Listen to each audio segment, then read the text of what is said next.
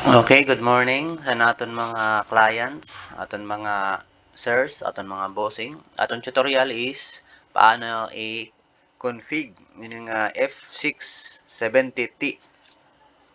Duwa sin yan pwede siya mag-user. Sorry, naka-caps lock.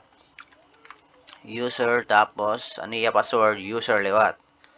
So i-try natin open ang user kung makasulod ba.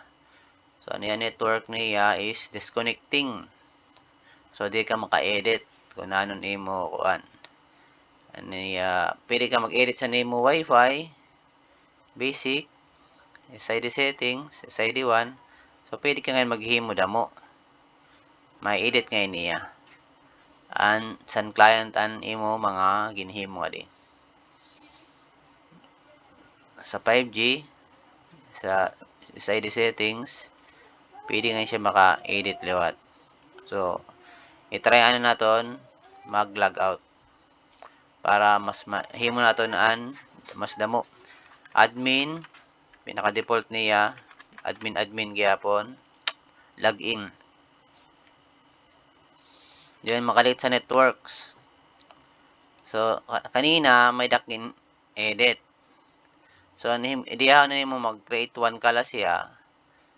Tapos, kung ano nimo niyo, PPO iba, o bridge. Ang bridge kasi, ibig sabihin, ini nga mga kung nato nanay. So, por kung ano nga kan siya VLAN siya nakabilan siya 34 o ano nga mga sa system nimo nga bilan nga available nga imo ging create.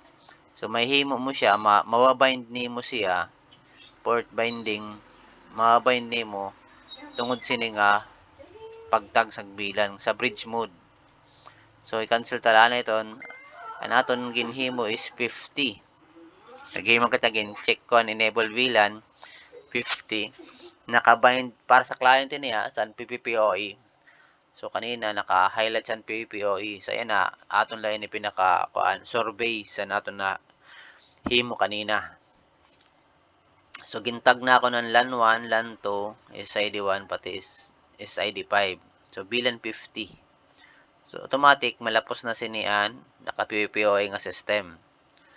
So naka-default lagi apon siya, i-edit mo na la admin.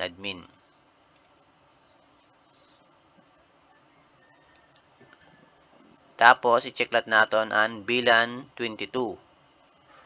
So malagi apon na naton setup sir. LAN 3, LAN 4, SID2 pati SID6. So kada mo sa niya wifi nga pwede mahimo 8. Dordilain lang nga mga bilan. SID3 4, 7, 8. Iba-iba. So saya na nakatag siya bilan 22. So okay. So dili naman kita sa may wifi. Panano ining tag. Malita na saan? WLAN 4.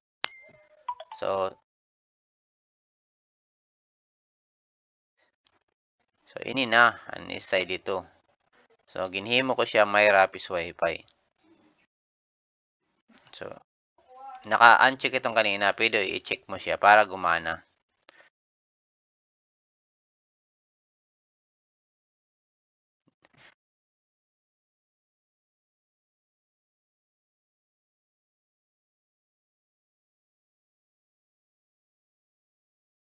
Iwan, default niya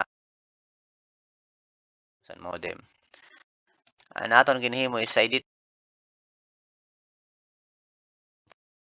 kasi nakamay dito.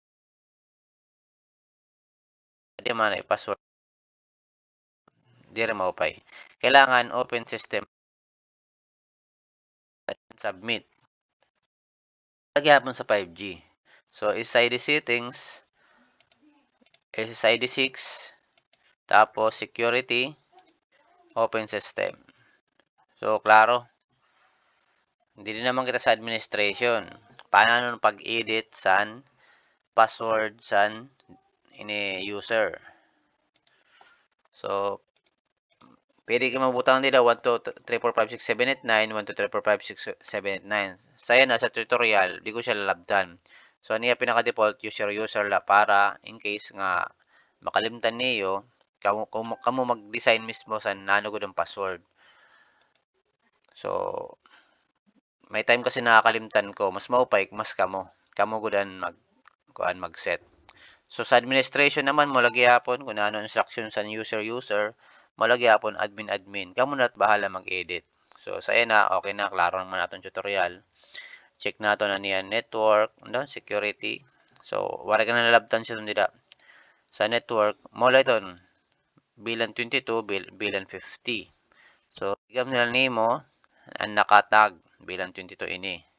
So, mo lang siya magana. Sa bilan 50 naman, pan PPOI client. So, default, admin lagi hapon.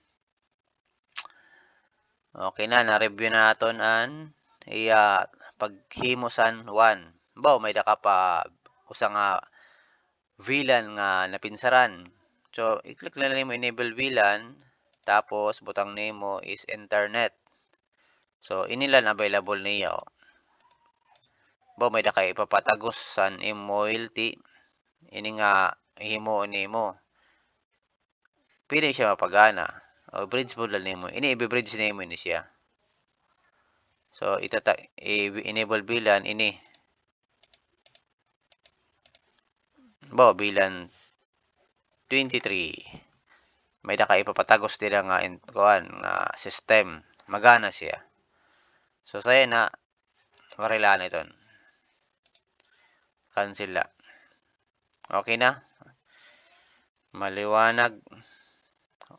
Ini naman wala na sa maglabot. Wala man ton siya kuan na. Ini wala ka naman himo naka-default na siya. Status niya F670T. Okay, thank you.